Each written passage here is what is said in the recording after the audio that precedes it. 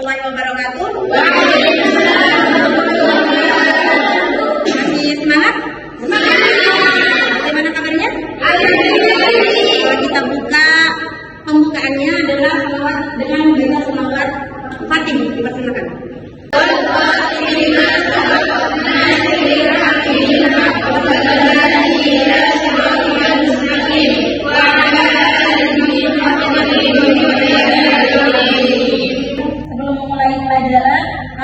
Pada kali ini saya akan menjelaskan terlebih dahulu. Febri, Fawzulillah, Lutfian, Mita, Nadia Tuljana, Rafiatul, Silvi, Sofia Pilali, Dina Kristi, Uswatun Hasanah. Materi pada kesempatan kali ini yaitu tentang sertifikasi halal dan siklusnya. Namun sebelum melanjuti materi, saya akan mereview ulang pertemuan yang awal, pertemuan pertama terkait dengan mind map produk halal. Produk halal itu apa sih? Coba ya, dipersilakan Mbak Nadia. Produk halal adalah produk yang sudah memenuhi ketentuan syariat Islam dan sudah berlabel.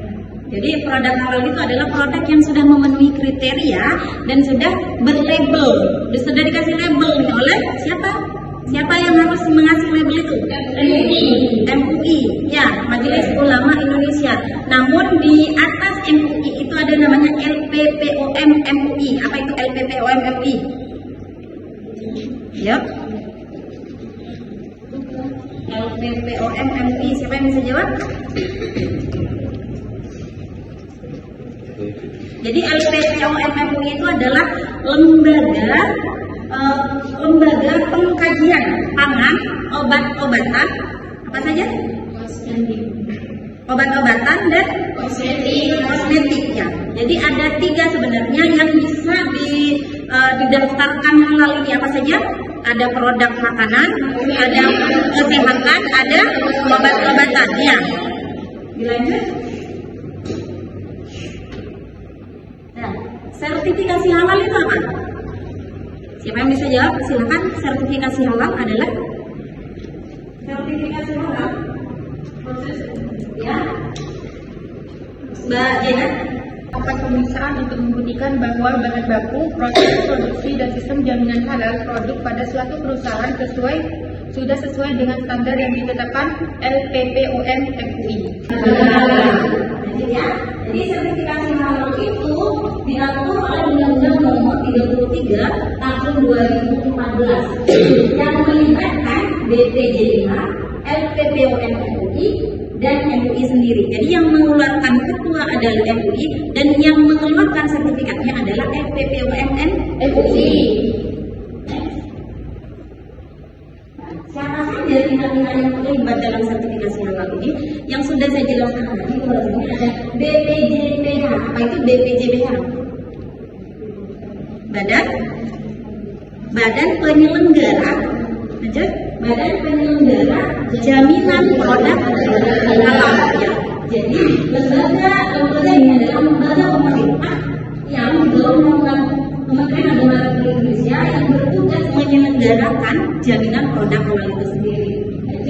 Ada LPPOM MUI nanti ini yang mengeluarkan sertifikatnya. Jadi yang mengeluarkan sertifikat halal bukan MUI-nya. MUI itu mengeluarkan fatwanya bahwasanya produk ini sudah masuk ke ranah halal atau belum. Ya. Jadi sekarang itu menjadi tren sebenarnya halal itu. Halal, misal ada hotel halal, pariwisata halal ya.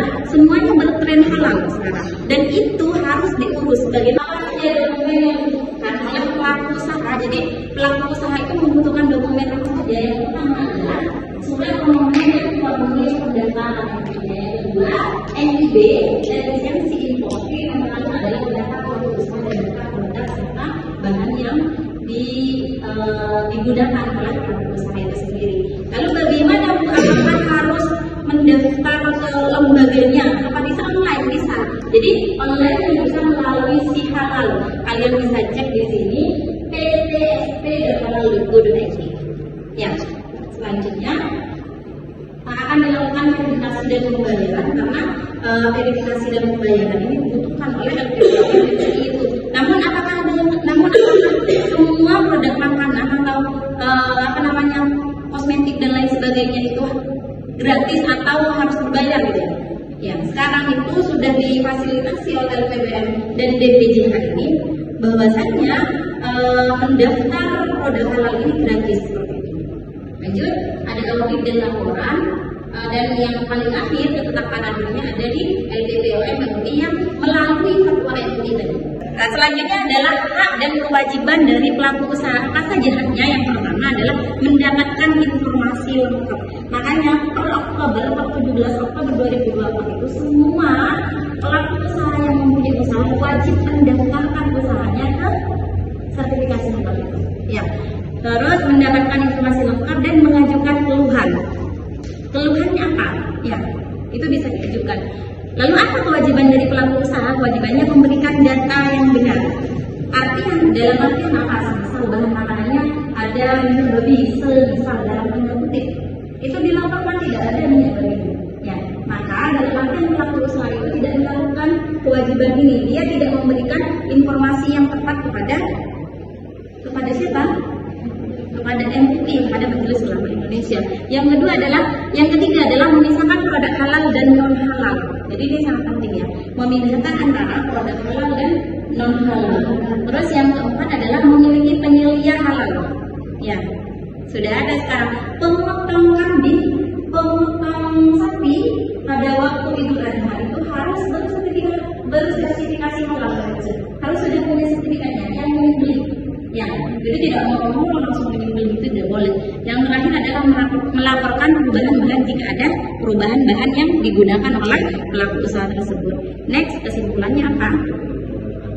Ya, sertifikasi halal ini esensialnya adalah untuk kepercayaan konsumen muslim. Ya, apa sih tujuan utama kita itu harus mengurus sertifikasi halal ini? Agar orang-orang muslim percaya akan produk yang kita buat atau produk yang kita gunakan. Jadi bukan hanya kepada pelaku usaha tentunya, tapi kepada pengonsumsi usaha itu sendiri. Yang kedua adalah siklus SJH memastikan produk halal berkelanjutan. Yang selanjutnya melibatkan proses administrasi dan audit ketat. Dan yang terakhir pelaku usaha wajib patuh dan aktif menjaga standar halal. Ya, mungkin ada pertanyaan? Kalau tidak ada, saya langsung bagi tugas. Yang selanjutnya adalah ya, saya akan memberikan tugasan kepada mahasiswa di dua kelompok. Ini kelompok pertama, ini kelompok kedua. Ini kelompok pertama, silakan cari referensi terkait dengan sistem jaminan halal. Yang kedua, silakan diskusikan terkait proses sertifikasi halal kedua. Coba silakan kelompok ini siapa yang akan memberikan argumentasi terkait dengan sistem jaminan halal. Saya Bu. Ya. Sebatas jaminan halal itu ada 4. Yang pertama pengawasan bahan baku, sertifikat halal. Yang kedua, yang ketiga pengawasan kualitas. Yang keempat proses produksi. Ada 4. Ya. Sudah? Kelompok selanjutnya mungkin siapa yang akan memberikan argumentasi? Ya, silakan benar. Ini tentang proses sertifikasi halal melibatkan beberapa tahapan mulai dari pendaftaran hingga penerbitan sertifikat. Ini ada beberapa tahapan. Yang pertama itu tentang pendaftaran, yang kedua itu pemeriksaan dokumentasi, yang ketiga pemeriksaan audit oleh LPH, yang keempat itu sidang fatwa halal oleh Komisi Fatwa MUI, yang terakhir itu penerbitan sertifikat halal oleh BPJPH. Itu tahapannya. Saya akhiri kelas ini dengan pembacaan surat Al-Asr. Bismillahirrahmanirrahim.